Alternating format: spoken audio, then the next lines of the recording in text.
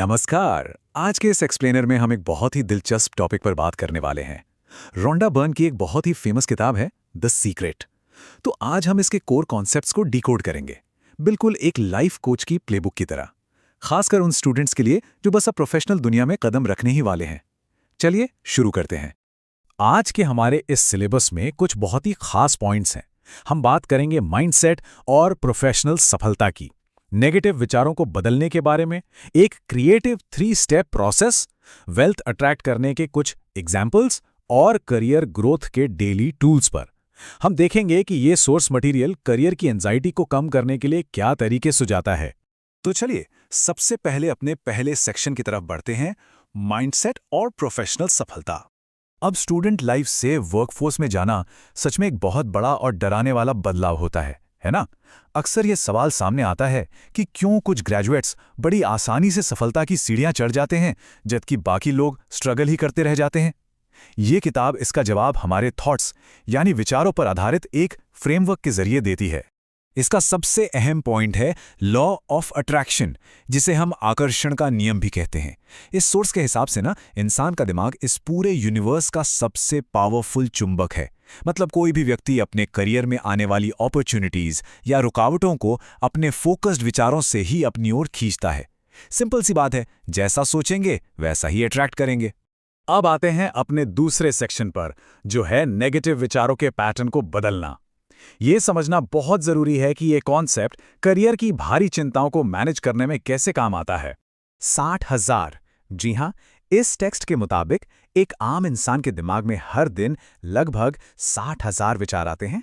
अब सोचिए, एक नए ग्रेजुएट के लिए अपने करियर से जुड़े हर एक डाउट या चिंता को ट्रैक करना तो लिटरली इम्पॉसिबल है। ये तो किसी को भी थका देगा। तो इतने सारे थॉट्स को ट्रैक करने के बजाय किताब एक बहुत ही बढ़िया शॉर्टकट बताती है, और वो है अपनी फीलिंग्स यानी भावनाओं पर ध्यान देना। अगर जॉब हंट करते वक्त अंदर से अच्छा महसूस हो रहा है, पॉजिटिव फील आ रही है, तो इसका सीधा सा मतलब है कि यूनिवर्स में पॉजिटिव विचार ब्रॉडकास्ट हो रहे हैं। और यहीं पे वो सबसे बड़ा ट्रैप है जिसमें बहुत से लोग फंस जाते हैं। असल में सोर्स का ये दावा है कि यूनिवर्स नहीं शब्द को प्रोसेस ही नहीं कर पाता। इसका मतलब ये हुआ कि अगर कोई सिर्फ अपने कर्ज या स्टूडेंट लोन से बचने के बारे में ही सोचता रहेगा तो वो और ज्यादा कर्जी अट्रैक्ट करेगा। इसके बजाय अगर ध्यान एक अच्छी हाई पेइंग सैलरी पर लगाया जाए तो वो वेल्थ को अट्रैक्ट करेगा। चलिए अब आगे बढ़ते हैं सेक्शन 3 की तरफ, क्रिएटिव 3 स्टेप प्रोसेस। ये किताब इस माइंडसेट शिफ्ट को एक बहुत ही एक्शन ओरिएंटेड 3 कदम के प्रोसेस में बदल देती है। किताब के अनुसार कोई भी अपने करियर गोल्स को इन 3 सिंपल स्टेप्स को फॉलो करके हासिल कर सकता है। पहला, यूनिवर्स से अपनी मांग एकदम साफ साफ रखें, यानी आस्क। दूसरा, ये विश्वास करें कि वो गोल पहले ही मिल चुका है, यानी बिलीव। और तीसरा, उसे अभी इसी वक्त प्राप्त करने की खुशी को दिल से महसूस करें, यानी रिसीव। इस एक्सप्लेनर में मांगने वाले स्टेप को बिल्कुल किसी कैटलॉग से ऑर्डर करने जैसा बताया गया है, जैसे एक स्टूडेंट को अपनी उस ड्रीम जॉब के लिए सिर्फ एक बार क्लियर ऑर्डर प्लेस करना है। बार बार ये डाउट करने की बिल्कुल जरूरत नहीं है कि वो जॉब मिलेगी या नहीं मिलेगी। इस किताब में एक और बहुत ही इंटरेस्टिंग क्लेम किया गया है, यूनिवर्स के लिए किसी चीज का साइज मैटर नहीं करता। मतलब एक बहुत बड़ी स्टार्टिंग सैलरी मैनिफेस्ट करने में यूनिवर्स को एग्जैक्टली उतना ही समय और एनर्जी लगती है जितना कि एक सिंपल सी कप कॉफी मैनिफेस्ट करने में।